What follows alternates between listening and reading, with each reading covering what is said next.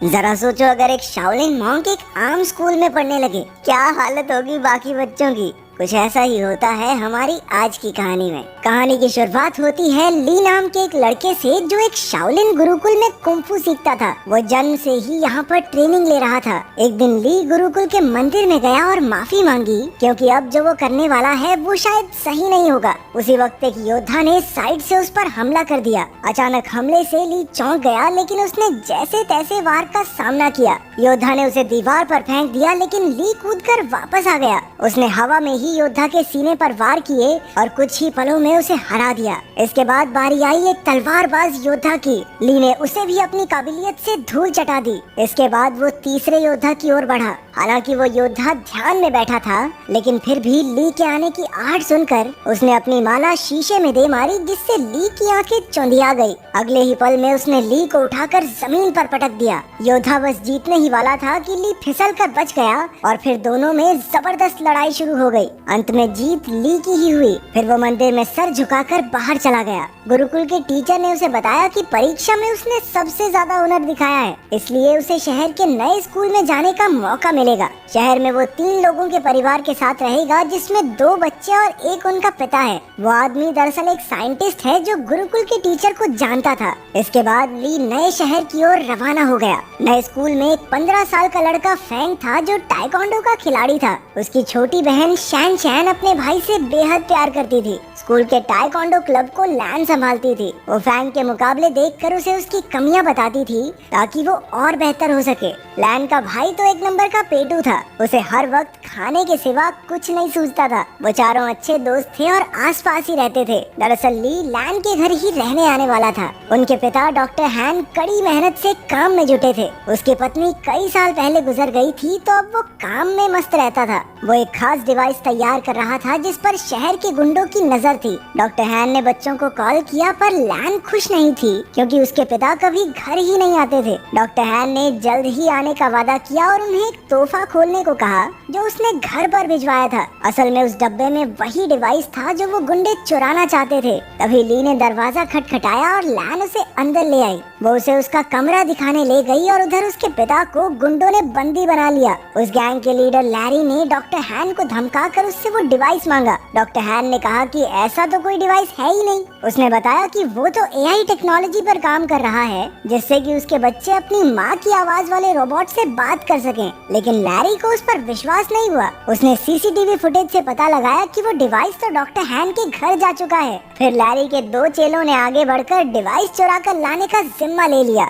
Sloppy और fist काफी खुश थे क्योंकि गुंडे बनने के बाद ये उनका पहला मिशन था। उन दोनों ने अजीबोगरीब कपड़ों से भेष बदला और लैन के घर के बाहर जाकर खड़े हो गए। उनमें से एक ने रात को अंदर घुसने का फैसला किया, लेकिन फिर दूसरा कहने लगा कि बच्चों ने स्कूल चले ही जाना है, दिन में चुरा लेंगे भाई, क्या हो गया। घर में ली नए शहर के तौर तरीके सीख रहा था। उसने लैन को ताइक्वांडो मैच देखते हुए देखा तो उसे भी ये खेल दिलचस्प लगा। रात को जब वो ध्यान में बैठा तो यू की वीडियो गेम की वजह से उन दोनों में बहस छिड़ गई, लेकिन जल्द ही दोनों मिलकर वीडियो गेम का मजा उठाने लगे। उधर लैन ने अपने कमरे में जब वो तोहफे का डिब्बा खोला तो उसमें एक पांडा की चेन निकली। वो नहीं जानती थी कि दरअसल ये पांडा वो पेन ड्राइव है जिसके पीछे वो गुंडे कब से पड़े हैं। जब लैन ने बटन दबाया तो पांडा ने उसे पासवर्ड रखने को कहा। तभी लैन ने कहा कि कैसा पासवर्ड, और अनजाने में यही पासवर्ड सेट हो गया। फिर पांडा को ऑन करने पर उसे पता चला कि उसमें उसकी माँ की आर्टिफिशियल इंटेलिजेंस वाली आवाज है।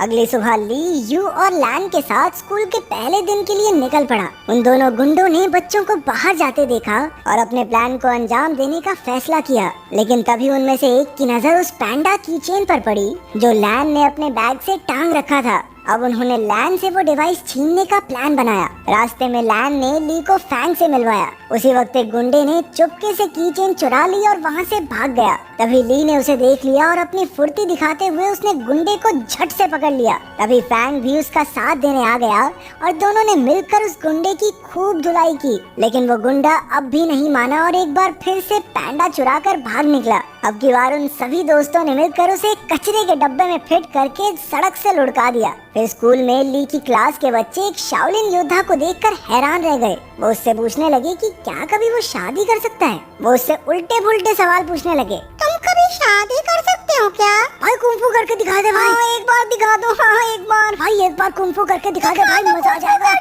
आखिरकार टीचर ने उन्हें शांत करके कहा कि ये सब खेलने के पीरियड में करना। खेलने के पीरियड में उनके कोच ने बताया कि अगले महीने उनकी चुस्ती फुर्ती की जांच होगी और जो कोई इसमें पास नहीं होगा वो अगली क्लास में नहीं जा सकता। ये सुनते ही यू की हालत पतली हो गई क्योंकि वो बहुत मोटा था। भगवान जानता है भाई साहब कितनी मुश्किल से चलते थे। फिर कोच ने सबसे 100 मीटर की दौड़ लगवाई। ली ने तो समय से पहले ही 2 चक्कर पूरे कर लिए, जबकि बाकी बच्चे अभी पहले चक्कर में ही थे। इसके बाद उन्हें पुशअप्स करने के लिए कहा गया, जिसमें अपना ली पहले से ही माहिर था। उसने 100 से भी ज्यादा पुशअप्स किए और बाकी बच्चों से तो 2 भी नहीं हुए। बाद में तो उसने एक हाथ से पुशअप्स करने शुरू कर दिए। उसकी काबिलियत देखकर सभी बच्चे कूदने लगे। फिर बारी आई ऊंची छलांग लगाने की। ये तो ली के बाएं हाथ का खेल था। बेचारा यू तो मुंह के बल नीचे गिर पड़ा। वहाँ डॉक्टर हान की लैब में लैरी ने उन्हें कुर्सी से बांध रखा था और उसे गोल्फ बॉल से पीट पीट कर परेशान कर रहा था। रात को वो दोनों गुंडे मौका देखकर लैन के घर में घुस आए। तभी ली की नजर उन पर पड़ गई और वो एक खिलौने के पीछे छिपकर उन्हें डराने लगा,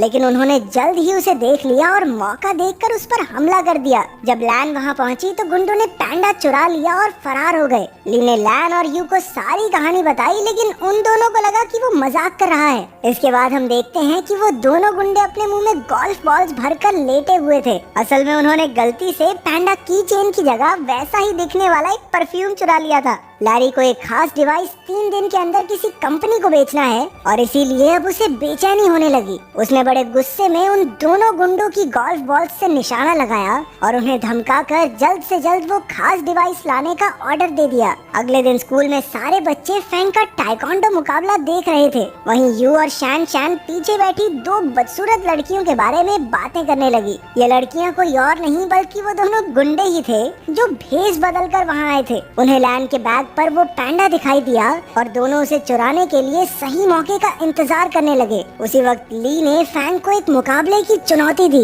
इस मजेदार मुकाबले को देखने के लिए सभी बच्चे भागकर आगे चले गए। अब सही मौका देखकर गुंडों ने बैग से पैंडा चुराने की कोशिश की, लेकिन इस चक्कर में उनके नकली बाल वहीं फंस गए। उधर मुकाबले में फैंग और ली में जबरदस्त टक्कर हो रही थी। दोनों ही एक दूसरे पर भारी पड़ रहे थे। आखिरकार दोनों ने एक दूसरे को ना मारने का फैसला किया और मुकाबला खत्म हुआ। उसी वक्त सबने पीछे मुड़कर उन दोनों गुंडों को पहचान लिया। बच्चों ने मिलकर उन पर हमला बोल दिया, लेकिन इस बार वो एक बच्ची को मारने की धमकी देकर पैंडा डिवाइस लेकर भाग गए। फिर बच्चे मिलकर प्रिंसिपल के पास गए और पुलिस को बुलाकर सारा माजरा समझाया। वहीं ली खुद को इस सब का जिम्मेदार समझ रहा था, क्योंकि अगर उसने फैंग को चुनौती नहीं दी होती तो लैन अपने बैग से दूर ही न जाती। लेकिन बाकी बच्चों ने उसे दिलासा दिया कि ऐसा नहीं सोचना चाहिए। आखिरकार लैरी के हाथ वो डिवाइस लग गया और उसके जरिए उसने कंप्यूटर पर एक प्रोग्राम चलाया, लेकिन उसे इस्तेमाल करने के लिए पासवर्ड की जरूरत थी, ये वो नहीं जानता था। उसने कुछ प्रोग्रामर्स को बुलाकर लॉक खोलने के लिए कहा, लेकिन पूरा दिन बीतने पर भी कुछ हाथ नहीं लगा।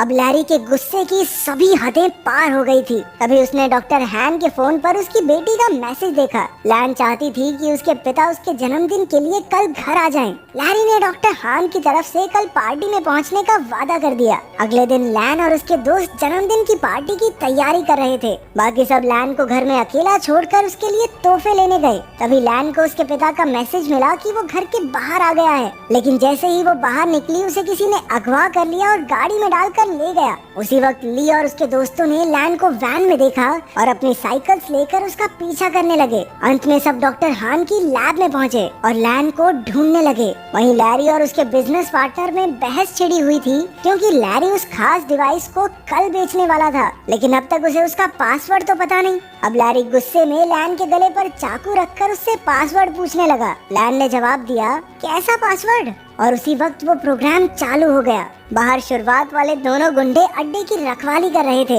ली और फैंग ने उन पर हमला करके उन्हें कुछ ही पलों में चित कर दिया, लेकिन इसके बाद उनका सामना हुआ लैरी के आदमी ब्रैडली से। वो भी एक खतरनाक फाइटर था, इसलिए ली और फैंग मिलकर भी उसे हरा नहीं पा रहे थे। अंदर लैब में लैरी की डील पक्की होने ही वाली थी कि उसी वक्त यू ने आकर चुपके से अपनी बहन और पिता को रिहा कर दिया। ली ने भी वहां पहुंचकर गुंडों का मुकाबला किया। उसी वक्त लैरी पेन ड्राइव वाला बैग लेकर बाहर की ओर भागा, लेकिन डॉक्टर हान, यू और लैन ने मिलकर उसकी धुलाई कर दी। ली एक बार फिर से ब्रैडली के साथ मुकाबला करने में फैंग का साथ देने पहुंच गया। आखिरकार वो दोनों मिलकर उसे हराने में कामयाब हो गए। अंत में पुलिस भी वहाँ पहुँच गई और सारे गुंडों को पकड़ लिया। बाद में ली और यू को उनकी बहादुरी के लिए प्रिंसिपल ने मेडल दिए।